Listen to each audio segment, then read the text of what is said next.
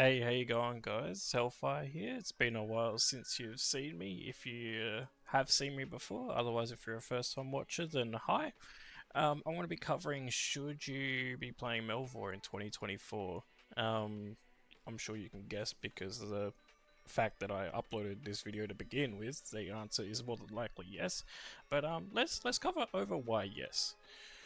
Yeah, the amount of content and development that's been put, the love and care, I should say, that's been put into this game since I've started playing has been phenomenal. Maux and his team have been absolutely brilliant in um, trying to push it to the next level, if I should say. It's definitely gone through some stages. Back when I played it wasn't as great, but hey, it's you got to start somewhere, right? But yeah, none of the less to say, it's absolutely brilliant now. But yeah, if you aren't sure about spending, I think it is $5 to $8 on Steam. I could be wrong; it could be a bit more. You do have the option to play on browser and mobile for free, so I can chuck the link in the description to the browser link for Melvor, and you can try it on there, see for yourself if you like it. Of course, it won't include any of the expansions. You'll have to purchase them separately. They're about $5 USD each, or if you're in Kangaroo Land like myself, that'll be $7.50.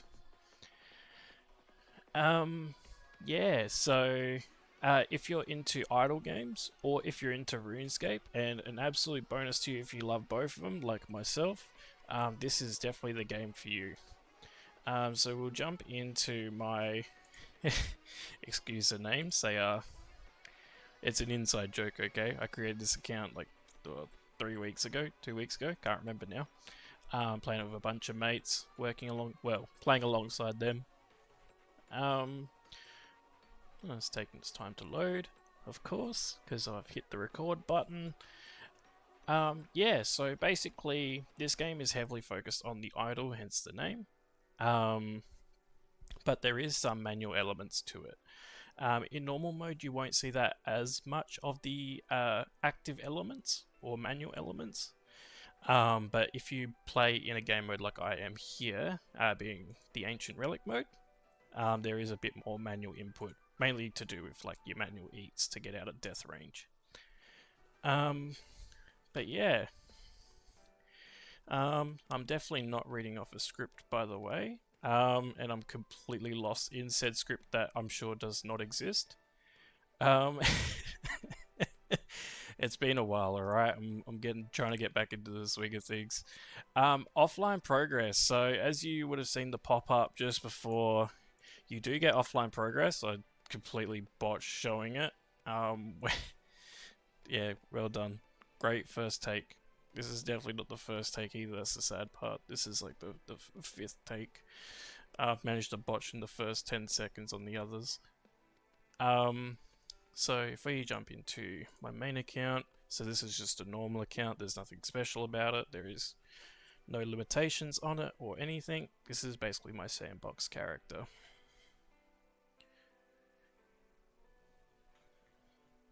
If I want to test something out, I'll jump on this account and see if I can make it work on this character, and then if I can, I'll try and make it work on the character I wanted to do it for.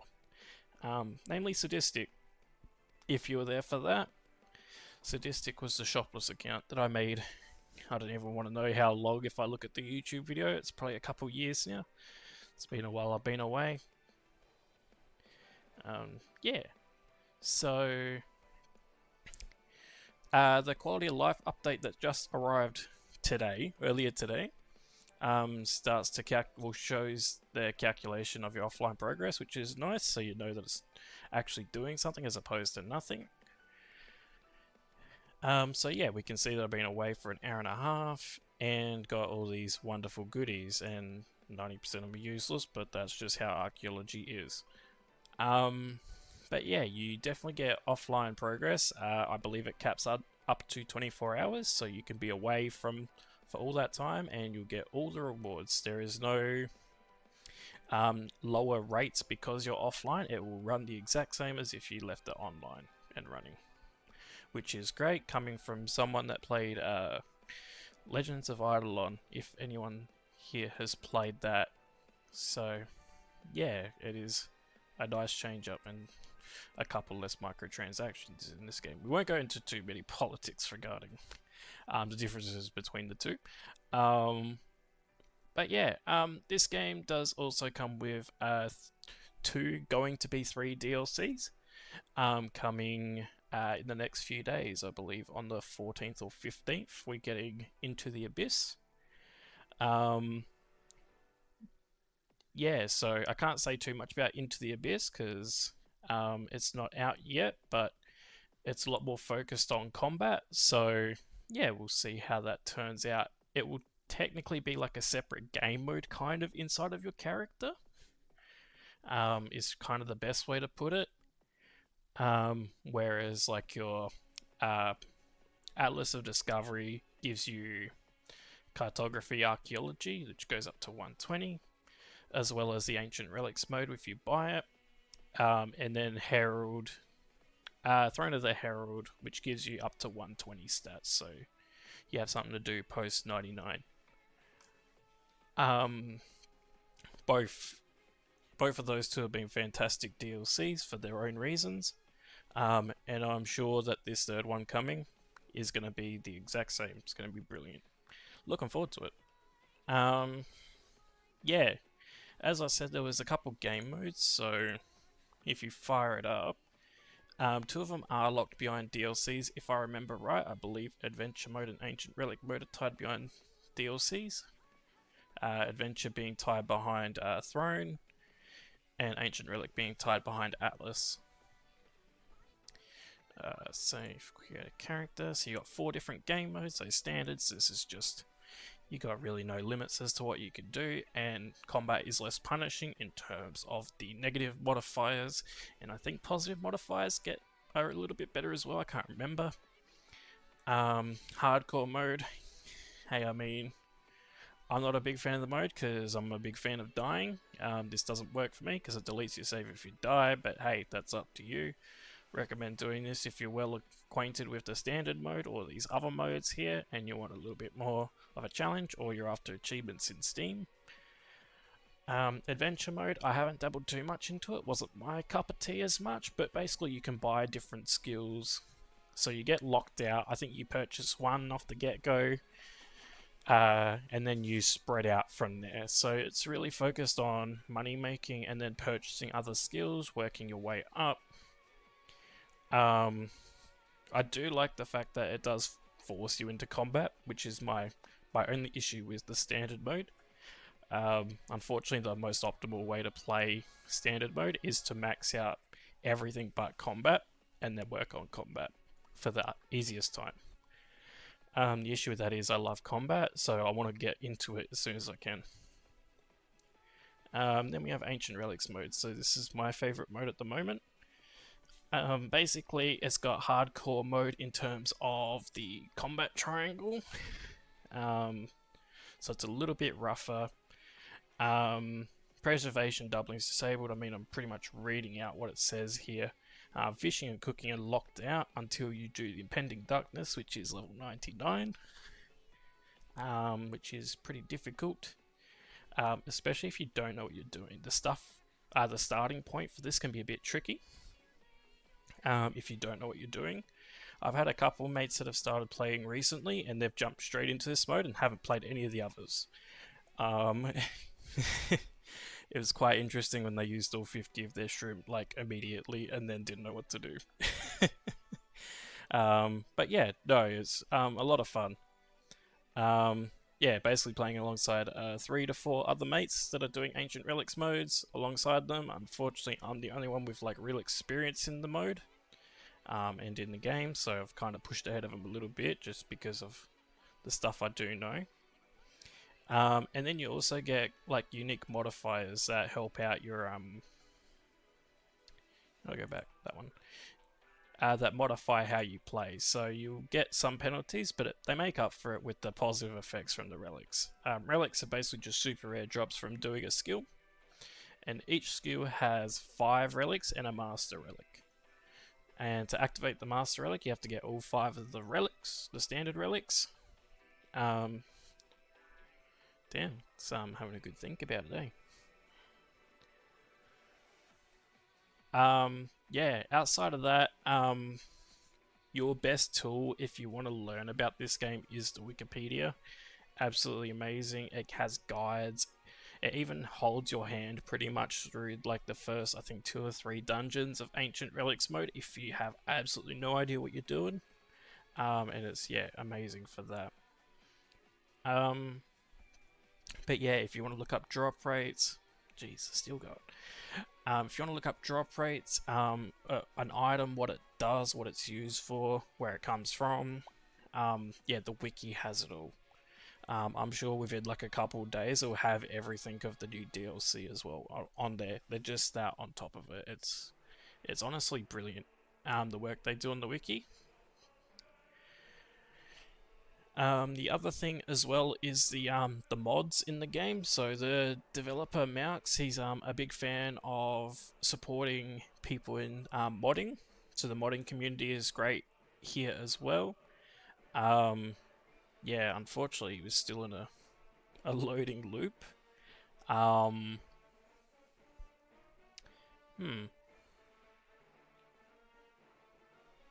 ideal. But yeah, the mods in this game are... Oh, there we go. Failed to load, huh? Can I do like cloud? Oh.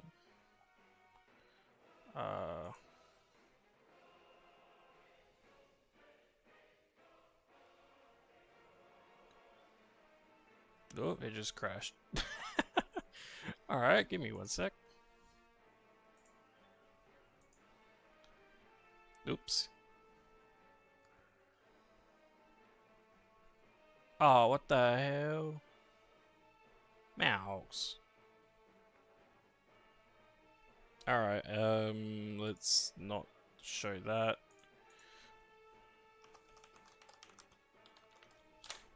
Ah. Uh-oh. Am I gonna get bricked out from my own account?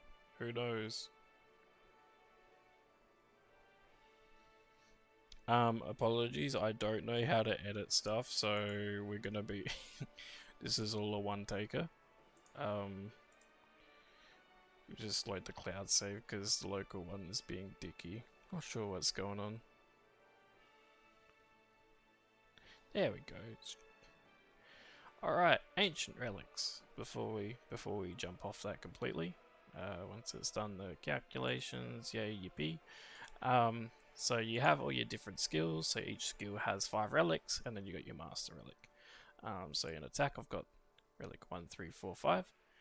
You're guaranteed a relic at 20 and 99, so by the time I hit 99 on attack, I will get this second relic here, which should then unlock this for me.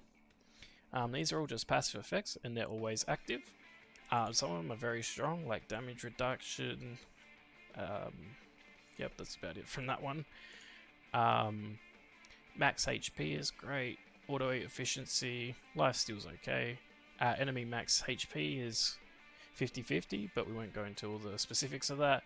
But that's all your relics. So there's more for each skill, but I'm not going to go through every one of them and tell you what's good and what's bad. But yeah, it's mods. That's right. So yeah, I've got only like a couple mods on here. I mean, I don't use mods all that much. I'm very grassroots and old-fashioned of just doing all the shit myself. Like you got your auto farming, auto master, all that. I don't use it. The only things I use is just visual stuff. So anything. So the Better Offline recap gives you a breakdown of my offline. So how many resources I used in that hour or in that time offline, and then how much I use per hour in that offline time. So it helps me know if I'm going to sleep that I'm going to have enough resources to keep doing the skill that I was doing overnight, like smithing or whatever. Drop chances, it just tells me the drop chances without having to use the wiki, so it just saves me having to use a different web page. But yeah, there's mods. There's not even just those kinds of mods. There's like Path to Melvor. There's a couple other gameplay changing ones that basically just warp how you play the game. It's always like its own game mode, really. Music skill.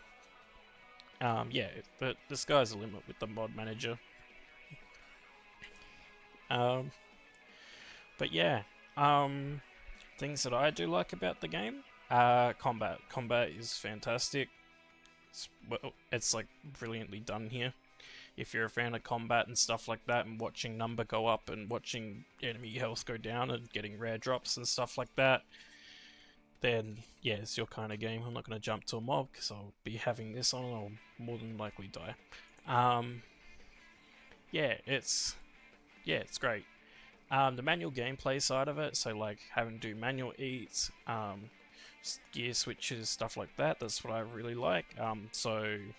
Ancient Relics mode is really good for that. Normal mode, you get to a point pretty early on where you, well, honestly, you can even just auto the whole game in combat, and it not matter. Whereas Ancient Relics, you gotta like kind of prepare a bit if you want to be able to auto stuff, or if it's kind of punching above your weight just for that first time clear to open up more skills and stuff. Then it's fun. Another thing I forgot to mention for Ancient Relics is you start off all stats level 10, and then when you defeat a dungeon, you get drafted 2 skills, between 2 skills to bump up by 15, outside of Cart and Arc, which are 20 each. And it kind of changes up how your build kind of goes. So I got lucky, got rune crafting and thieving a bunch of times, so I was just set. Slayer and Prayer also high. So yeah, your combat stats will go up by 5 each time you clear a dungeon always. So you'll always get a little bit stronger for that next dungeon.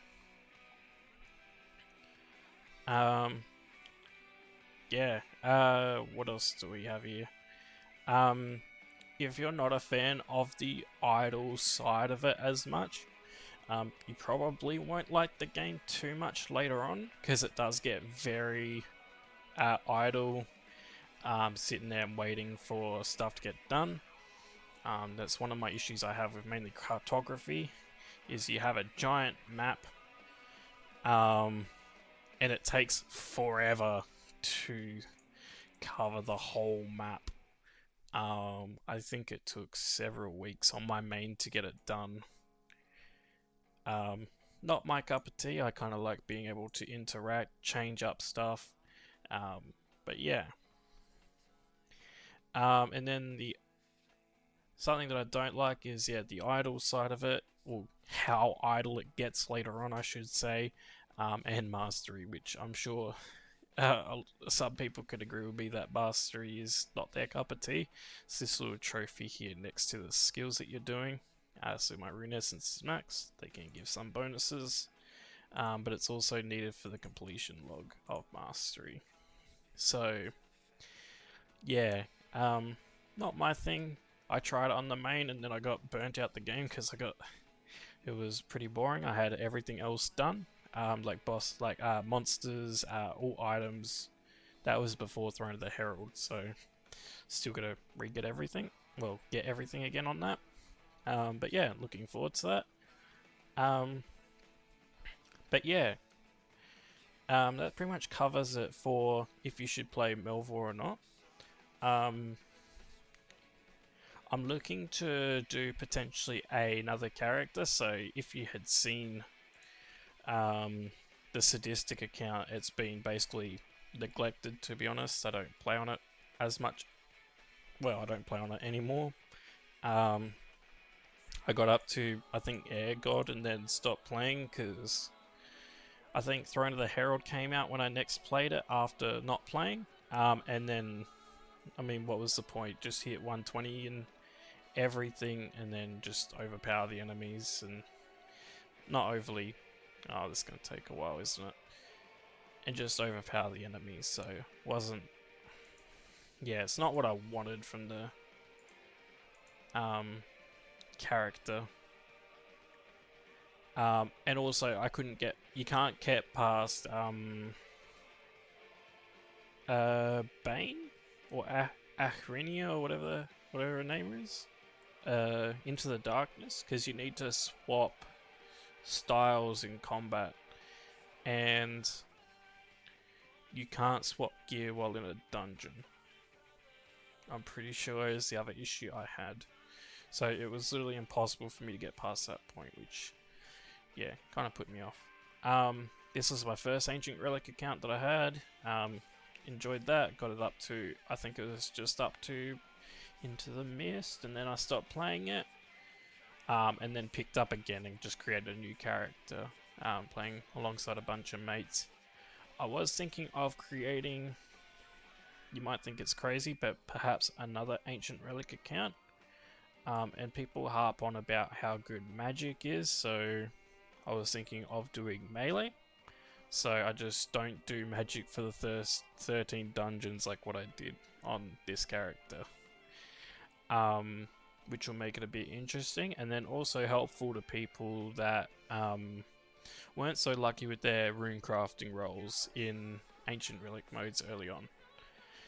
That kind of fixes itself later on, just because of how often, well, you can get to the point where you 99 other skills, so it's more likely you see RC, so you have to be pretty damn unlucky not to see it a few times at that point.